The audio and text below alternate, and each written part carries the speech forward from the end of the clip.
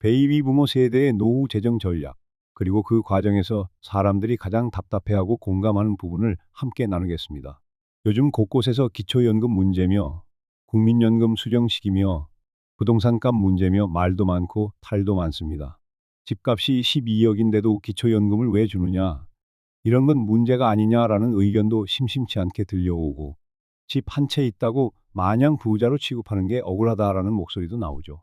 나이 60 중반만 돼도 아프고 취업도 쉽지 않은데 연금을 70세부터 받으라 하면 그 전까지 뭐 먹고 사느냐라는 하소연도 많습니다. 일각에서는 차라리 기초연금을 없애고 정말 어려운 사람만 선별 지원해야 한다라는 주장도 나오고요. 이런저런 의견들이 뜨겁게 오가는 상황입니다. 오늘은 그런 여러 가지 시선과 고민을 폭넓게 짚어보고 결국 베이비 부모 세대가 노후에 어찌 준비하면 좋을지 차근차근 풀어볼까 합니다. 먼저 국민연금 수령 시기부터 얘기를 시작해 보겠습니다. 예전엔 60세부터 연금을 줬지만 지금은 출생 연도별로 단계적으로 늦춰지고 있습니다. 앞으로는 연금 개시 연령을 점점 올려서 70세 정도까지도 검토하겠다니 벌써부터 반발이 커 보입니다. 정년도 늘리지 않으면서 연금은 왜 늦추느냐? 이는 사실상 연금을 안 주겠다는 뜻 아니냐? 이런 분노 섞인 말들이 나오기도 합니다. 저 역시 이해됩니다. 현장 목소리를 들어보면 60 넘어가면 일자리 구하기 쉽지 않고 건강도 예전만 못해지죠. 그러니 가장 돈 필요한 시기에 연금을 못 받고 몇 년 버티다가 70세가 돼서야 연금을 받는다는 게 현실적으로 얼마나 부담이 되겠습니까? 조기 수령, 정상 수령, 연기 수령 이렇게 세 갈래로 나누어 볼 수 있는데요. 조기 수령은 5년 앞당겨 받으면 월 수령액이 원래 연금의 70% 안팎으로 줄어듭니다. 그래도 수급 기간은 5년 길어지니 나는 건강도 안 좋고 빨리 받다가 일찍 쓰겠다 하시는 분들은 이 길을 택하시곤 하죠. 반면 연기 수령을 하면 최장 5년 늦춰 받는 대신 월 수령액이 30% 넘게 불어난다고 합니다. 물가 상승률 반영까지 되면 월 연금액이 엄청 커지니 나는 아직도 일할 수 있고 괜찮으니 좀 늦게 받아서 나중에 한 달에 더 넉넉히 쓰겠다 하시는 분들도 있고요. 다만 그 사이에 사망하면 못 받는다는 위험이 있죠. 고생하다가 결국 연금 타보지도 못하고 떠나는 거 아니냐 하는 우려가 큽니다. 특히나 70세 전후로 받으라고 하면 받을 사람은 몇 년 못 받고 죽는다는 우스갯소리까지 나오죠. 그래서 이 부분은 정답이 없습니다. 본인 건강 상태, 가족력, 다른 소득원이 있는지 등을 종합해서 결정할 수밖에 없죠. 그리고 국민연금 말고 기초연금 문제도 참 예민합니다. 일단 소득 하위 70%를 대상으로 지급한다고 하는데 이게 재산이나 부부의 소득 등등 복잡하게 따지다 보니 여력대 집에 살면서도 기초연금을 받느냐 말이 되느냐라는 이야기가 많습니다. 어떤 분들은 재산이 12억이 넘으면 받을 이유가 없지 않나 하기도 하고 그렇게 집값이 비싸면 집을 팔아서 생활비로 써야지 왜 기초연금까지 받나? 이건 젊은 사람들 피 빨아먹는 것 아니냐 이런 날선 지적도 나옵니다. 또 다른 한편에서는 집 한 채가 10억대라고 해도 이건 파느니 못 파느니 사실상 실거주 목적이고 현금이 없는 경우도 많다. 가진 게 집뿐이라 먹고 살 길이 없다라는 반론도 만만치 않죠. 당장 지방으로 가라고 해도 팔리고 안 팔리고가 마음처럼 되지도 않는 일이고 사회적 관계나 병원 접근성 때문에 수도권을 떠나기 쉽지 않다는 현실도 있습니다. 그렇게 기초연금 문제만 해도 갑론을박이 아주 심합니다. 열심히 살아온 사람이 왜 손해를 봐야 하느냐? 반대로 집값만 껑충 오르고 소득은 없는 분들이 무슨 대단한 부자냐? 서로 입장이 충돌하죠. 게다가 집을 자녀에게 증여해서 자산이 없는 것처럼 꾸미고 기초연금을 받는 편법도 있다는 말도 나옵니다. 그러면 정말 어렵고 힘든 분들이 상대적 박탈감을 느낀다는 호소도 크죠. 누구 말이 옳고 그르고를 떠나서 지금 기초연금 제도나 국민연금 제도 전반을 다시 살펴야 한다는 공감대는 점점 커지고 있습니다. 실제로 이제 기초연금 자체를 없애고 어려운 분들만 선별 지원하자거나 70세부터 일괄로 줘서 재정을 아끼고 미래 세대 부담을 덜자는 의견들도 있죠. 하지만 그 일괄 지급이 결국은 못 받을 사람도 많아지는 것 아니냐며 또 반대가 생깁니다. 이제 좀 더 본론으로 들어가 보겠습니다. 베이비 부모 세대라면 보통 국민연금 수령도 늦어지고 또 퇴직연금이나 개인연금 정도가 있다 하더라도 마냥 넉넉하지는 않다고들 합니다. 그래서 크게 세 가지를 짚어볼 필요가 있습니다. 첫째, 연금 수용 시기를 어떻게 잡을지. 둘째, 추가로 매달 적립 투자하거나 혹은 은퇴 후라도 작게나마 일해서 소득을 만들 방법은 없는지. 셋째, 지출을 얼마나 줄이면서 살 수 있을지. 사실 노후 재정이라는 게 얼마를 벌고 얼마를 쓸 것인지 균형을 맞추는 문제거든요. 첫째로 국민연금의 조기 수령이나 연기 수령은 개인의 상황에 따라 다릅니다. 60세에 일 그만둬서 전혀 소득이 없다. 아파서 일도 못한다. 그런 분이라면 조기 수령을 통해 빨리 받는 게 낫겠습니다. 물론 그 대신 평생 받을 금액이 줄어드니 나중에 오래 살면 결과적으로 손해일 수도 있죠. 반면 아직 건강하고 일도 계속할 수 있다. 자녀도 독립해서 별로 돈 들어갈 곳이 없다. 나중에 월 연금액을 크게 받으면 그게 더 든든할 것 같다라면 연기 수령을 고려해 보실 수 있습니다. 다만 이때도 언제까지 살지 모르는 인생이라 너무 늦춰서 한 달이라도 못 받고 떠나면 허무하다는 의견이 많습니다. 그래서 가장 많이 택하시는 게 그냥 정해진 나이에 평범하게 받는 방식이지요. 둘째, 월 50만 원씩 꾸준히 적립 투자하라는 이야기를 요즘 여기저기서 많이 들을 겁니다. 50만 원씩 20년 모으면 2억 6천만 원에서 많게는 3억 원 이상까지도 가능하다. 복리 효과로 더 키울 수 있다 하는 식으로요. 물론 이게 실제로 쉽진 않죠. 매달 50만 원이든 30만 원이든 은퇴 전까지 일정 기간 꾸준히 모아서 노후 자금 만드는 건 중요합니다. 젊은 층이라면 30년 이상 모을 수도 있겠고, 베이비 부머 세대는 투자 기간이 짧을 수 있지만 그래도 10년 정도라도 부지런히 불입하면 작은 목돈이 되긴 합니다. 은행 적금, 채권, 주식형 펀드, 상장 지수 펀드, 연금 저축, 개인형 퇴직연금 등등 방법은 다양합니다. 위험도와 수익률은 다르지만 중도에 쓰지 않고 꾸준히 쌓아두면 분명 도움이 됩니다. 나는 연금이 부실하니 적어도 나만의 사적 연금이라도 만들어야겠다 하는 마인드로 접근하시면 좋아요. 특히 연금저축이나 개인형 퇴직연금 계좌는 납입 시에 세액공제 혜택을 주니까 그만큼 목돈을 굴리는 효과가 커집니다. 물론 단점은 중도에 빼기가 까다롭고 오랫동안 묵혀둬야 진가가 나타난다는 거죠. 공무원 연금처럼 시원스럽게 매달 많이 나오는 연금이 없는 분들은 이런 개인연금 계좌를 통해 세금을 줄이고 노후 자금을 조금씩 쌓는 게 꽤 도움이 됩니다. 어떤 분들은 연금저축이나 개인형 퇴직연금에 넣지 않고 그냥 배당주나 리츠에 투자해서 배당금을 월급처럼 받겠다 하기도 합니다. 그 역시 방법입니다. 다만 원금이 훅 떨어질 위험도 있으니 분산 투자를 해야죠. 배당주나 리츠는 분배금이 나오니까 주식형 임대료라고 부르기도 합니다. 예컨대 1억 원 정도 배당주에 넣으면 배당률이 4, 5% 정도면 한 해 4, 400만 원이 들어와서 한 달로 치면 30만 원 남짓 생기니 꽤 쏠쏠할 수 있습니다. 셋째, 지출을 줄이거나 주거비를 조정하는 방법입니다. 사실 집값이 10억이 넘는데 현금이 없어 생활이 어렵다고 할 때 단순히 기초연금으로 때우기보다는 집을 조금 줄이거나 주택연금을 활용해 현금 흐름을 확보하는 전략이 있을 수 있습니다. 주택연금은 나라에서 보증하니 일정 금액을 매월 받으면서 평생 그 집에서 거주가 가능하죠. 예를 들어 집값이 3억 원짜리라면 월 70만 원 안팎을, 5억 원이면 월 100만 원 훨씬 넘게, 여러 원 되면 월 200에서 300 정도까지도 가능하다고 합니다. 이렇게 집을 담보로 생활비를 받다가 숨지면 어차피 내 집은 국가가 가져가는 거냐고 걱정하실 수도 있지만 실제로는 남은 채무를 상환하고도 집값이 더 남으면 자녀가 가져갈 수 있다고도 합니다. 다만 중간에 해지하면 손해가 커지니 신중해야 하죠. 집이라는 게 결국 자산입니다. 주택연금을 든든히 이용한다든지 여러 선택지가 있습니다. 그 대신 왜 12억짜리 집 가진 사람이 기초연금을 받느냐? 팔면 넉넉히 살 텐데 세금은 젊은 사람들이 낸다라는 비판에 직면하기도 하죠. 어떤 분들은 집 한 채 팔라는 게 말처럼 쉬운가? 또 자녀가 여기서 학교 다니고 있고 지역사회가 다 여기인데 하고 한숨을 쉽니다. 분명히 고민거리입니다. 그럼에도 국가는 재정이 한정되어 있고 점점 고령층 인구가 늘어나면서 연금 재정이 빠듯해지는 상황이라서 이런 제도적 갈등은 쉽게 안 끝날 것 같습니다.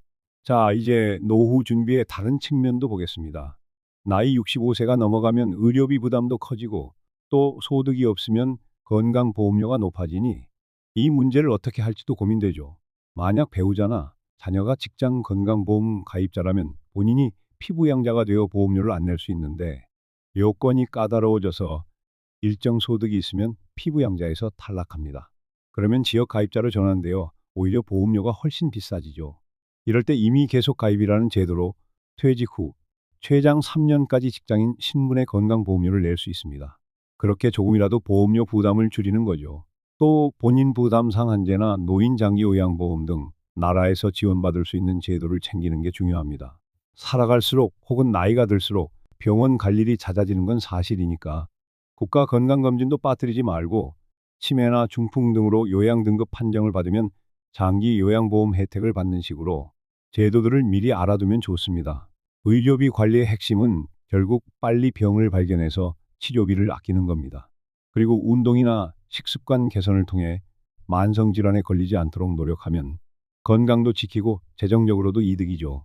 다음은 베이비 부모 세대가 은퇴 후 작은 일자리나 소득 활동을 통해서 생활비를 보탤 수 있는 방법입니다. 공익형 노인 일자리 사업이라고 해서 정부나 지자체에서 만 65세 이상 어르신들께 간단한 업무를 제공하고 적은 보수를 드리는 제도가 있습니다. 예컨대 지역 청소, 봉사활동, 아이 돌봄, 경로당 안내 등 다양합니다. 수입이 월 몇십만 원 선이지만 그래도 이게 용돈이 되고 사람들과 어울릴 수 있으니 외로움도 달랠 수 있지요. 다만 이런 일자리에 세금을 너무 퍼붓는다. 그 비용이면 차라리 젊은 세대 지원을 해야 한다는 반론도 있어서 매번 이슈가 됩니다. 또 하나는 재취업인데 다양한 경험이 있는 분들은 중소기업이나 스타트업에서 고문, 자문 강사 등으로 활동할 수도 있고 본인 자격증을 살려서 프리랜서로 일할 수도 있습니다. 그 외에 시니어 창업 지원센터 등을 통해 소규모 창업을 해보는 분들도 있습니다. 퇴직금 털어 큰 자영업 차렸다가 망하면 어떡하느냐 걱정도 있지만 잘 준비한다면 제2의 인생을 펼칠 수도 있습니다. 어느 쪽이든 요약해보면 노후에는 여러 공적연금과 기초연금, 주택연금, 개인연금, 일자리 수입 등 다양한 흐름을 만들어서 안정적인 월 소득을 갖추는 것이 이상적입니다. 여기에 지출 구조도 최대한 최적화해야 하죠. 식비, 주거비, 교통비 등을 절약하려면 지방 이주나 대중교통 이용, 작은 집으로 옮기기, 차량 처분, 경로우대 할인 등 가능한 수단은 많습니다. 통신비도 노인 요금제로 바꾸고 불필요한 구독 서비스 정리하고 관리비 적게 드는 집으로 바꾸고 이런 식으로 하나씩 아끼면 꽤 큰 금액이 절약됩니다. 은퇴 후에도 예전처럼 소비하려니 연금이 부족하다고 고민하기 전에 생활비 구조부터 손봐야 한다는 조언입니다. 물론 노년에 너무 궁핍하게 사는 건 또 우울하고 인생이 허무할 수 있으니 작은 사치는 허용하고 큰 지출은 줄이자라는 식으로 장기적으로 균형을 찾아가는 게 중요하겠습니다. 그렇다면 이 기초연금 문제를 우리가 어떻게 바라봐야 할까요? 분명 많은 분들이 12억 넘는 부동산을 가진 분들에게까지 기초연금을 줄 필요가 있느냐라고 강하게 문제 제기를 합니다. 세금은 누가 다 내느냐? 청년들이 월급에서 빠져나가는 세금이 너무 커서 언제 집을 사냐라는 불만의 목소리도 매우 높습니다. 거꾸로 집값이 이렇게 오른 건 내 잘못이 아니라 시대적 흐름인데 내가 평생 세금 꼬박꼬박 냈고 지금은 소득이 없으니 기초연금 받을 자격이 있다. 국가가 이런 식으로 차등두면 부당하다라는 분들도 계십니다. 게다가 일부 공무원 연금 수령자는 기초연금이 아예 안 나오거나 깎이니 역차별 아니냐 이런 논란도 있지요.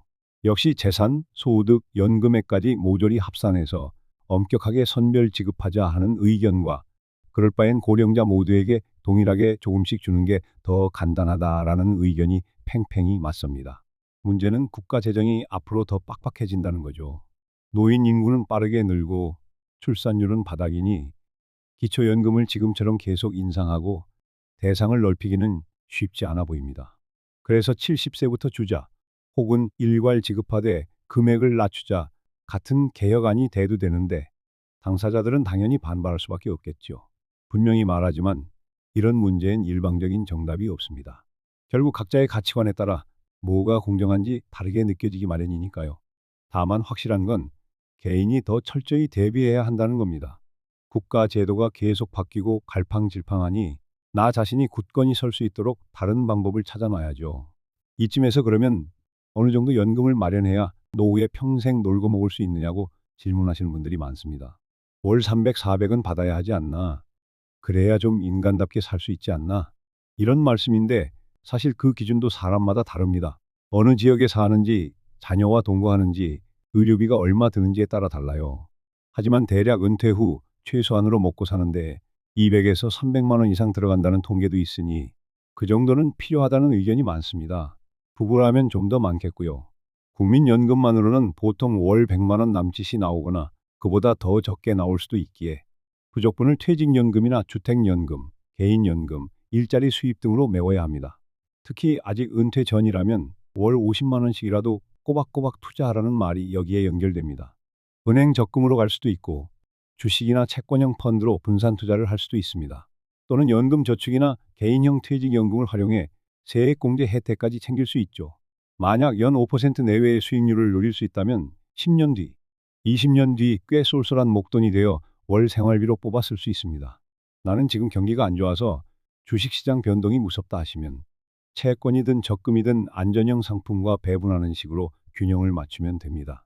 중요한 건 길게 보고 꾸준히 하는 습관입니다. 괜히 한 방에 큰돈 벌겠다며 무리해서 코인에 몰빵하거나 레버리지까지 쓰면 노후 자금이 한순간에 증발할 위험이 커집니다. 비슷한 맥락에서 부동산 거품이 빠지면 어떡하느냐. 수도권 아파트가 폭락하면 팔지도 못하는 것 아니냐라고 걱정하시는 분들도 많습니다. 실제로 부동산 경기 사이클이 있고 가격이 오르내리는데 지금 집값이 높다고 해서 영원할 거라는 보장은 없죠. 그래서 집에 묶인 자산만 덩그러니 둔 채로 기초연금에 기대기보다는 언젠가 다운사이징이나 주택연금 등으로 실탄을 좀 만들어두는 방법이 필요할 수 있습니다. 집값이 떨어지면 팔기도 어렵고 주택연금 받으려다가 집값 하락분이 반영되면 월 수령액이 줄 수도 있으니 이 역시 리스크는 있습니다. 게다가 우리나라가 계속 이렇게 가면 외국인에게도 연금이고 의료보험이고 다 열어주는 거 아니냐. 이미 중국인들이 엄청 혜택 본다는데 왜 가만두느냐라는 불만도 있는 실정입니다. 젊은 층 입장에선 본인이 낸 세금이 노인연금이나 외국인 복지로 펑펑 나가는 것처럼 보이니 박탈감이 큰 거죠. 결혼도 못하고 집도 못 사고 월급에서는 세금만 계속 빠져나가는데 나중엔 국민연금도 못 받을 것 같고 심지어 외국인 노인한테 기초연금을 준다고 하니 너무한 것 아니냐. 이렇게 성토하는 경우도 허다합니다. 정부 차원에서도 이 문제를 대대적으로 손봐야 하는데 정치권에서는 노인표가 무서우니 섣불리 못 건드리고 결과적으로 세대 간 갈등만 커지는 구조입니다. 이렇게 결론이 쉽게 날 문제가 아니지만 적어도 베이비 부모 세대 입장에서 지금 당장 실천할 만한 것들을 다시 한번 정리해 보겠습니다. 첫째, 국민연금을 얼마나 납부했는지 그리고 언제부터 얼마를 받을 수 있는지 미리 꼼꼼히 확인하시길 바랍니다. 조기 수령, 정상 수령, 연기 수령 중 무엇이 자신의 상황에 맞는지 직접 모의 계산을 해보시고 건강 상태나 가족력도 고려해야 합니다. 70세부터 연계해서 많이 받는 것이 좋을 수도 있고 또 그 사이 건강이 걱정되면 일찍 받는 게 나을 수도 있습니다. 둘째, 기초연금은 만 65세 이상 되면 상담을 통해 받을 자격이 있는지 알아보시되 내 재산과 소득을 어떻게 관리해야 수급이 유리할지 살펴볼 필요가 있습니다. 그래도 내가 여력이 되니 기초연금은 굳이 안 받아도 된다고 판단하실 수도 있고 나는 집만 있고 현금이 없어 생활이 막막하니 꼭 필요하다라고 생각할 수도 있죠. 다만 정책이 언제 어떻게 바뀔지는 아무도 몰라 미리 대비해 두는 게 최선입니다. 셋째, 주택이 있으시면 향후 주택연금을 활용할지 아니면 팔아서 작은 곳으로 옮길지 혹은 임대를 줄지 고민하셔야 합니다. 수도권에서 10억 넘는 집을 가지고 있는데도 현금 흐름이 없어서 힘들다면 굳이 그곳에 머물러야 하는 이유가 무엇인지 스스로 잘 따져봐야 합니다. 손주들 보느라 혹은 생활 편애 때문에 수도권이 절실할 수도 있겠지만 그래도 차액을 남기는 다운사이징으로 노후 생활비를 확보하는 전략도 고려해 보셔야 합니다. 넷째, 매달 50만 원씩이든 30만 원씩이든 꾸준히 적립 투자할 수 있는 기간이 아직 남아 있다면 꼭 해두시길 권합니다. 적금이든 적립식 펀드든 연금 저축 펀드든 수익률이 다 달라도 어쨌든 미래를 위한 씨앗이 됩니다. 짧으면 10년, 길면 20년 쌓이면 적지 않은 돈이 됩니다. 이를 바탕으로 개인연금을 개설하거나 배당주 투자로 월 현금 흐름을 만드는 분들도 있고 또 채권형 상품을 안정적으로 굴려서 조금씩 이자 받는 분들도 있습니다. 어떤 방식이든 꾸준함이 중요합니다. 다섯째, 지출 구조를 확 줄여보는 실험을 해보시길 바랍니다. 이건 단기간에 체감이 됩니다. 나는 차 유지비가 정말 많이 나간다. 내 나이에 차가 없으면 불편해서 못 살 것 같다라고 생각하지만 막상 차를 팔고 대중교통이나 택시를 탄다면 훨씬 적은 비용으로도 잘 다니시는 분이 의외로 많습니다. 또 통신비, 보험비, 구독 서비스, 관리비, 식비 등 하나하나 뜯어보면 줄일 수 있는 항목이 분명히 있을 겁니다. 노후에는 수입보다 지출이 더 쉽게 통제 가능하다고도 합니다. 지자체나 복지관의 지원 제도도 활용해 보시고 대중교통 할인이나 각종 노인 우대 할인 혜택도 알아보시면 좋습니다. 여섯째, 은퇴 후에도 조금이라도 벌 수 있는 활동이 있다면 적극 고려해 보십시오. 노인 일자리 사업이든 파트타임 근무든 자격증을 활용한 소규모 강의든 유튜브 채널 운영이든 취미를 살려 작은 비즈니스를 해보시는 것도 좋습니다. 애초에 60이나 65세면 은퇴한다라는 개념이 점차 낡고 있습니다. 일할 수 있는 만큼 일하고 그 소득을 보탬 삼아 연금이나 저축과 합쳐서 생활한다. 이 방식이 요즘엔 자연스럽게 자리 잡고 있어요. 물론 국가가 정년도 늘려주면 좋겠지만 그게 쉽지 않다면 개인적으로라도 일을 찾아야겠죠. 때론 자존감에도 큰 도움이 되니 이 부분을 긍정적으로 생각해 보셔도 좋겠습니다. 일곱째, 젊은 자녀들과 서로 소통을 많이 하셔야 합니다. 부모가 집도 팔기 싫고 기초연금도 받고 싶은데 자녀는 왜 그 비싼 집 지키느라 나까지 세금 부담이 커야 하나 하고 불만일 수도 있습니다. 또는 부모가 해준다고 해서 자녀가 그 집에 연연하고 있다는 경우도 있겠죠. 막연히 자식에게 집을 물려줘야 한다. 이 집 한 채가 나의 전부다. 이렇게 생각하다 보면 오히려 가족 간 갈등이 더 커질 수 있습니다. 어떤 선택을 하더라도 사전에 가족과 터놓고 대화를 해서 금전 계획과 생활 방식을 함께 조율하는 게 중요합니다. 집을 줄이더라도 자녀가 동의하면 나중에 자식이 마음 편히 살아갈 길이 열리기도 하고 또 부모도 생활비를 안정적으로 확보하는 유인이 될 수 있다는 거죠. 마지막으로 가장 중요한 건 자기 자신에게 맞는 길을 찾고 꾸준히 실천하는 겁니다. 연금 제도가 바뀔 수도 있고 집값이 폭등 또는 폭락할 수도 있으며 기초연금 지급 기준이 조정될 수도 있습니다. 아무도 장담할 수 없습니다. 하지만 그럴수록 내가 할 수 있는 준비를 최대한 하는 수밖에 없겠지요. 꾸준히 돈을 모으고 위험은 분산하고 지출은 합리적으로 조정하고 건강은 지키고 쓸 수 있는 제도는 빠짐없이 활용하고 새로운 소득 기회가 있다면 도전도 해보는 것입니다. 평생 놀고 먹고 산다는 게 어느 정도를 뜻하는지는 사람마다 다르지만 최소한 경제적 압박 때문에 하고 싶은 일을 전혀 못 해보는 상황은 피하고 싶지 않으십니까? 아이들한테 손 벌리는 게 미안해서 걱정만 하는 것보다는 미리미리 내 노후 밑그림을 그려야 한다는 말입니다. 젊을 때부터 미리 준비했으면 좋았을 텐데 이제 너무 늦지 않았느냐라고 한숨 짓는 분들도 계십니다. 그래도 늦었다고 생각하는 시점이 가장 빠른 시점이라는 말이 있지요. 지금부터라도 하나씩 해보시면 안 하는 것보다는 훨씬 낫습니다. 그리고 제가 꼭 드리고 싶은 말씀은 우리 사회 전체적으로도 기초연금이든 국민연금이든 제도 개혁을 지혜롭게 해야 한다는 겁니다. 집값이 12억 넘는 분들은 기초연금을 주지 말자. 공시가격 8억 이상이면 배제하자. 차라리 모두에게 다 주되 월액을 조금 줄이자. 이런 다양한 대안들이 논의되지만 실제로 법이 바뀌려면 정치권이 이해관계를 조정해야 해서 쉽지 않을 겁니다. 우리가 목소리를 내야죠. 정말 어렵고 힘든 어르신께 충분히 지원이 가도록 그리고 부유층 또는 고가주택 소유자에게는 굳이 기초연금을 주지 않는 방향이 옳지 않느냐는 의견이 있는가 하면 그분들도 세금을 많이 냈으니 당연히 받을 자격이 있다는 주장도 팽팽합니다. 결국 투표권과 정치 참여를 통해 제도 개선을 유도할 수밖에 없습니다. 국회의원 수를 절반으로 줄여 세금 아껴라. 구의원, 시의원도 대폭 줄이라는 과격한 주장도 요새는 공감하시는 분이 많더군요. 분명한 건 재정은 바닥이 있으니 모두에게 늘리긴 어렵고 세대 간 갈등도 심해지니 현실적 타협점을 찾아야 한다는 것입니다. 그렇다고 해서 고령층을 홀대할 수도 없고 젊은 세대만 챙길 수도 없고 참 어려운 과제입니다. 이럴 때일수록 내 자신부터 주어진 카드 안에서 최선을 다해야 합니다. 저는 개인적으로 열심히 모으고 적당히 투자하고 재산을 효율적으로 굴리고 지출을 최대한 합리적으로 줄이는 게 노후 대비의 기본이라고 믿습니다. 그리고 온 국민이 조금이라도 덜 불합리하다고 느끼도록 연금 제도를 꾸준히 손질해야 한다고 생각합니다.